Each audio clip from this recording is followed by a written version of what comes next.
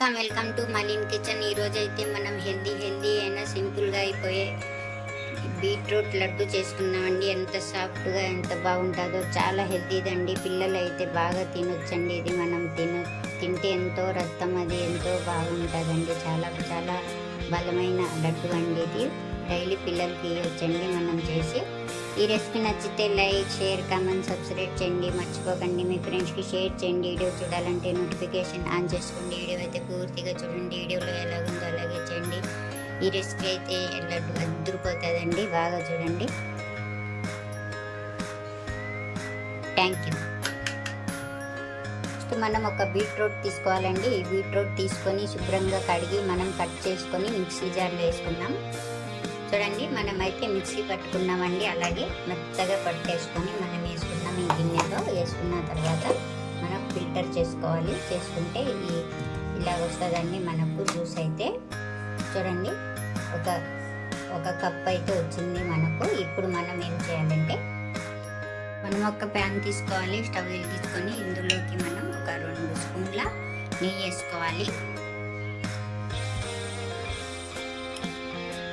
బాగా ఏడెక్కిన తర్వాత ఇప్పుడు చూడండి, ఒక అరకప్పు అండి, నేను అరకప్పు బొంబాయి రవ్వ అండి, సూజీ అంటారు కదా, అది తీసుకున్నానండి. తీసుకుని మనం ఈ నెయ్యిలో వేసేసుకోవాలి.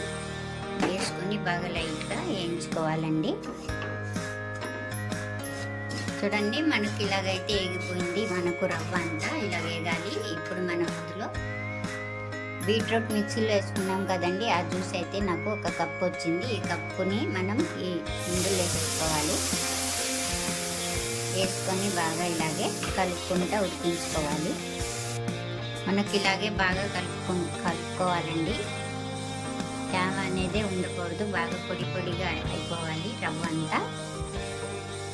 చూడండి, మనకైతే ఇలా పొడిగా అయితే అయిపోయింది. ఇప్పుడు కరెక్ట్గా సరిపోయింది మనకు. ఇప్పుడు స్టవ్ ఆఫ్ చేసేసుకుందాం. మనం కొద్దిగా చల్లారించుకుందాం. చల్లారిపోయిందండి. మనం పట్టుకుండేలాగానే ఉంది. చల్లారిపోయింది. మనం ఇందులోకి చూడండి 2 స్పూన్ల కోకోనట్ పౌడర్, కొబ్బరి పొడి వేసుకోవాలండి. మన ఇష్టం వేసుకుంటే వేసుకోవచ్చు, లేకుంటే లేదు. అలాగే ఒక 1/2 టీ స్పూన్ ఇలాచీ పౌడర్ వేసుకోవాలండి. యాలక్కాయ పొడి వేసుకున్న తర్వాత ఒకసారి అయితే ఇలా కలిపేసుకుందాం. మొత్తం అంతా బాగా కలుపుకున్నామండి. ఇప్పుడు మనం చూడండి, మనం అయితే బెల్లం అండి, ఈ కప్పుతోనే మనం 1/2 కప్పు మనం రవ్వ తీసుకున్నాం కదా, అలాగే మనం 1 కప్పు నిండా బెల్లం తీసుకోవాలి.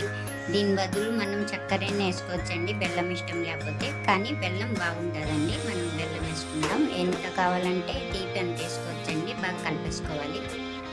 ఇలా బాగా కలిపేసుకోవాలండి. ఇప్పుడు మనం జీడిపప్పు తీసుకోవాలండి. డ్రై ఫ్రూట్స్ ఏది ఉన్నా మనం తీసుకోవచ్చు. నేనైతే పచ్చియే తీసుకున్నానండి. కావాలంటే వేయించుకోవచ్చు. ఇవి కూడా మనం ఇందులో వేసుకోవాలి. అలాగే మనం 1 స్పూన్ నెయ్యి వేసుకోవాలి ఇందులో. ఇలాగే మనం బాగా కలుపుకోవాలి. నేనైతే 3 చెంచాలండి నెయ్యి వేసుకున్నాను. ఇప్పుడు మనం చేతితోనే అండి మనం బాగా ఇలా కలిపేసుకోవాలి. మొత్తం అంతా బాగా చల్లారిపోయిందండి, ఏం లేదు. ఇలా కలిపేసుకున్న తర్వాత ఇప్పుడు మనం చేతితో ఎంత ఉండలు కావాలో మనం అంత ఉండలు చేసుకోవాలి. చూడండి, ఇలా చేసుకోవాలండి. మన ఇష్టం, పెద్ద అయినా చిన్న అయినా చేసుకోవచ్చు. నేనైతే ఈ సైజులో చేసుకున్నాను. అలాగే మనం అన్నీ చేసుకుందాం.